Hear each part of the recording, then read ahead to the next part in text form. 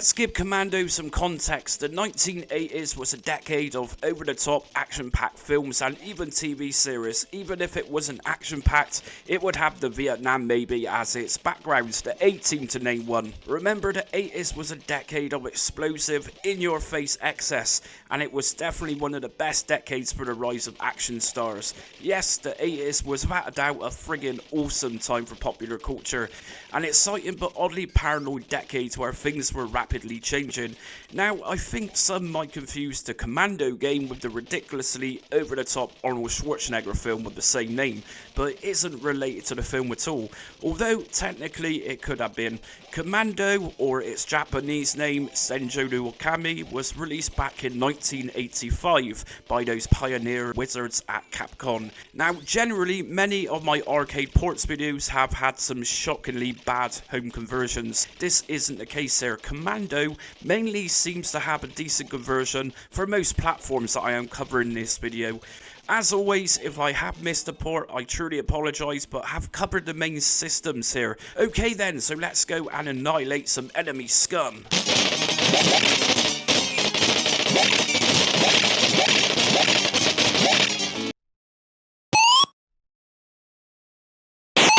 As you'll see in the gameplay, this game was a constant battle of survival for me. More frustratingly, once reaching stage 2, the player is literally lined up with an enemy missile where you had to be very quick to avoid it, otherwise instant death. The Commodore 16 game is divided into sections, unlike how it should be by scrolling vertically. That's fine, but why do the heads of enemies pop up like one of those arcade games where you use a mallet to whack down the things that pop up? Ladies and gentlemen, this is Commando, Commodore 16 style. Does it look authentic and play like the classic 1985 Capcom game? Well, is the Pope a Catholic? This so-called conversion could have been written with a different name to begin with, held on a floppy disk and then released as Commando. This wasn't anything out of the ordinary back in this era. This game will make you very angry very quickly. It's just not worth it at all. I'd imagine if you own this version as a kid, you likely would have been the cassette or disc in pure rage.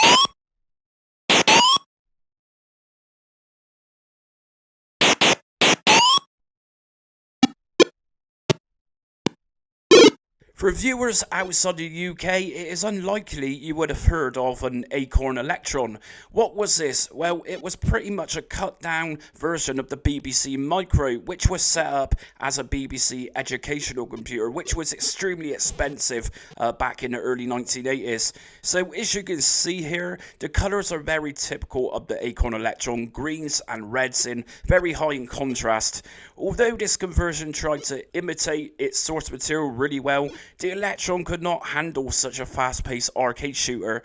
It is sluggish to control and does suffer with frame rate drops significantly. This is being handled with only 32k of RAM, so we can take that into account.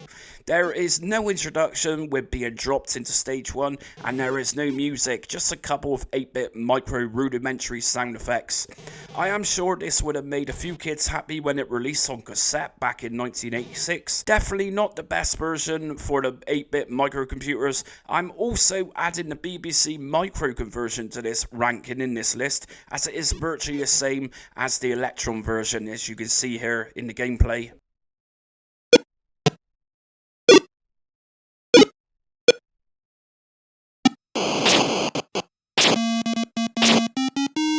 Commando on the Atari 2600, yes, this happened back in 1988 and Activision published it. Now normally when you think of the 2600, very basic games likely come into mind, such as Missile Command or Asteroids. You know what? The coder behind this conversion actually did a superb job with porting over Commando on this 1977 console. Again, just like in my Double Dragon ports video, by 1988 most kids were playing much more advanced home consoles or home computers. Of course, this cut down version is missing several things from the first stage at least. The hostage being taken away by 2 enemies, for example, isn't in this version, and also being dropped off by the helicopter isn't here. Neither is a motorbike riding across the bridge halfway through the first stage. And throwing grenades isn't as great and is effective in some other versions, but the basic idea or principle is here, and it is totally playable and even has a very primitive sounding military drum rolls music and some very nice sound effects. I won't slam this version at all because it just seems like the work of a genius. Even the scrolling speed and sprites are really smooth with the 2600 version.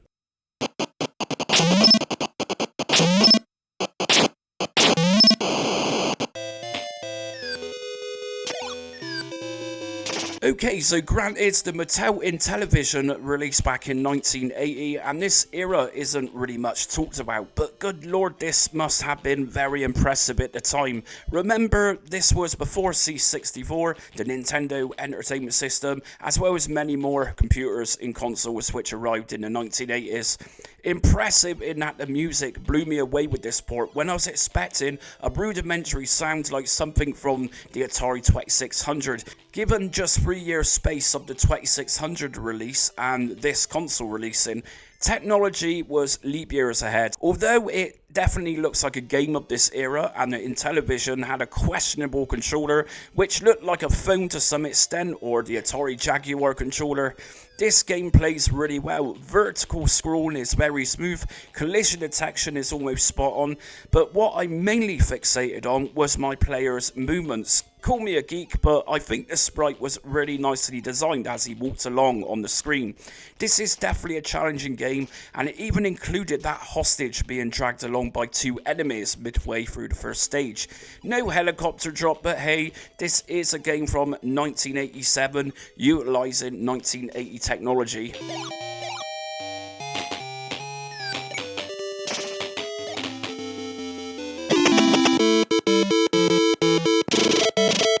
Welcome to the Sprite Flicker Festival 2024. This is the MSX1 conversion by AC Corporation, which was only released in Japan and also known as Senjo no Kami, which translates to Wolf of the Battlefield. Now, as you can see here, it looks like what it's attempting to look like, but seriously fails on a couple of things.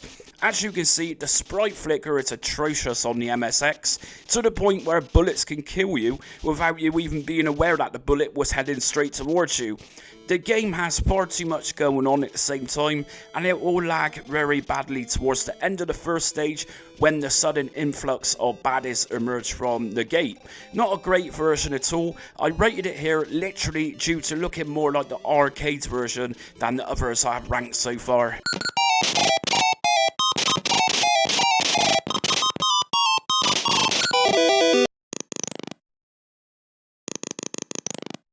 Although there isn't anything wrong with this 1985 ZX Spectrum Elite conversion, let's bear in mind that the point of this video is to determine the closest version to the original arcades game. So just like many other conversions in this list, we have also had cutbacks here.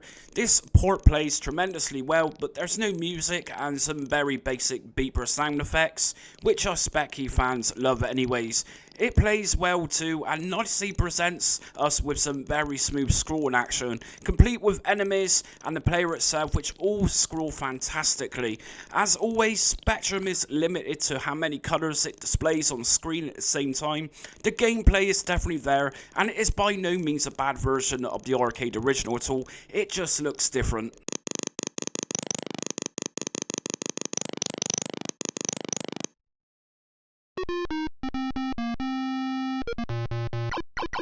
Now forget that we don't have that muddy look, we have a black playing ground instead, but the IBM compatible DOS version plays really well. Yes, the beeper sounds are pretty bad, but the mechanics are there with this version, although a little slow admittedly compared with some other versions. Sprite collision is very good here too, much like the ZX Spectrum port. The only thing that is missing are those colours, which this version also lacks. A mediocre DOS game in a time when DOS conversions were fairly terrible on average. Not a great deal of frame drops in this version, neither do sprites flicker. It's a very good game really.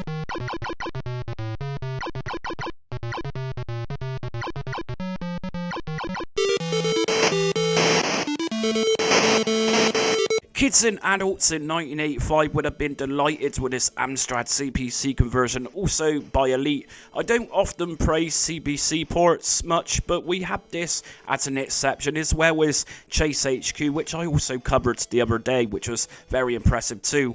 This version is a solid port despite its frame drops when the screen gets busy. This can always be expected when too much is happening at once in microgames. The game is nice to control, and when firing the range is nice, and bombs also do a lot of damage too. It's a great colourful port that has nice sprite animations and offers a challenge which matches that of the arcade's original, as well as some nicely composed music and sound effects which fit the arcade sound really nicely. A seriously great port for an 8-bit microcomputer. The one thing which doesn't make this any higher in this list is the drop in frame rates, and of course we also lack the helicopter dropping us into stage 1.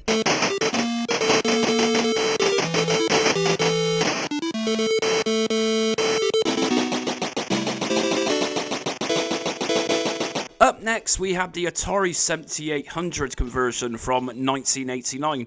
Now, in comparison to the 7800's older brother, the 2600, this 7800 port is more true to the original arcade game. Of course, the 7800 was more capable of handling things and could do this title a little bit more justice. So, we start the game just like the source material, being dropped into the war zone by the helicopter. Vertical scrolling is extremely smooth, as well as the sprite animations themselves. Music and sound effects are also very cool too. I particularly like the enemies dying animation in this version.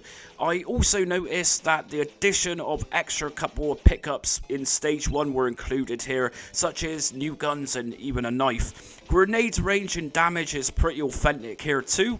This is a great port which kind of looks like a cross between a C64 and Nintendo NES game.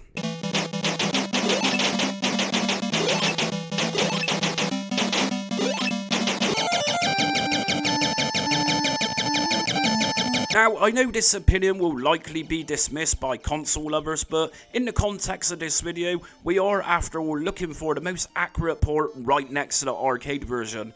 Now, firstly, I don't think that the NES conversion is very bad at all, but as we play through this, sprites and even the vertical scrolling isn't too wonderful. Lots of sprite flicker going on, even for a NES game that is. Now, a good thing about this version is that not only do we get a fabulous helicopter drop us in to begin the mission, but there are even hidden underground sections where we can rescue hostages.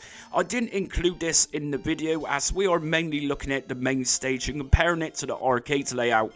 Something else within this version is that the first mission seems endless. Most other versions are fairly cut short. I would imagine that because Commando is a fairly short game, Nintendo needed to lengthen it in order to justify its, say, £45 to £50 price tag.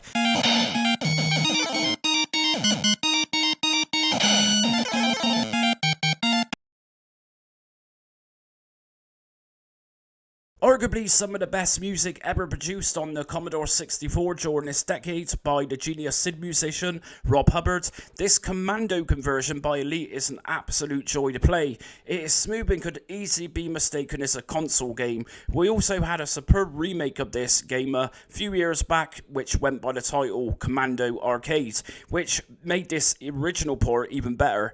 On this Elite release, it is missing a helicopter entrance for the game, but that is about it. Much like most other versions, it was coded to give us a full screen rather than how it originally looked in the arcade, which was a bit of a bummer, but old school TVs didn't have different aspect ratio changes back in those days. I have muted the sound on this version due to copyright, but seriously, the Rob Hubbard music is some of the best on the C64.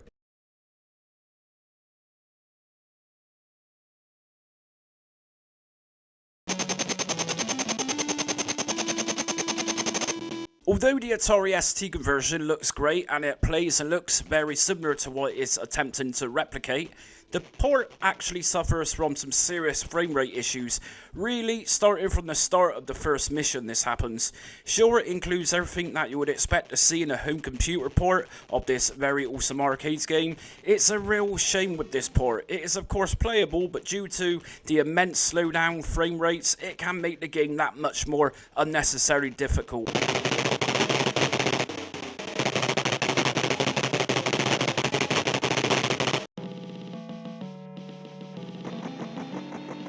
I found that to match the near arcade quality, including music and the presentation, the Commodore Amiga wins this port war easily. Firstly, our all-important hero drops from the helicopter and gives his comrades a nice little wave goodbye, which only a couple of conversions added this. The helicopter itself is nicely animated too, and the vertical ratio was the closest to the original 1985 arcade game too. I would imagine that most ports didn't want to do this, as domestic TV sets back then didn't have different ratio adjustments like we do today, and so most developers preferred the full screen for home TVs rather than having those black bars on the right and left hand sides. Everything seems to be included for the Amiga version.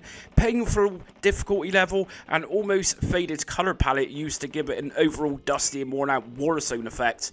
It controls really nicely, and damn, once those bullets hit you, you are dead. Absolutely no fooling collision detection in this Commodore Amiga version.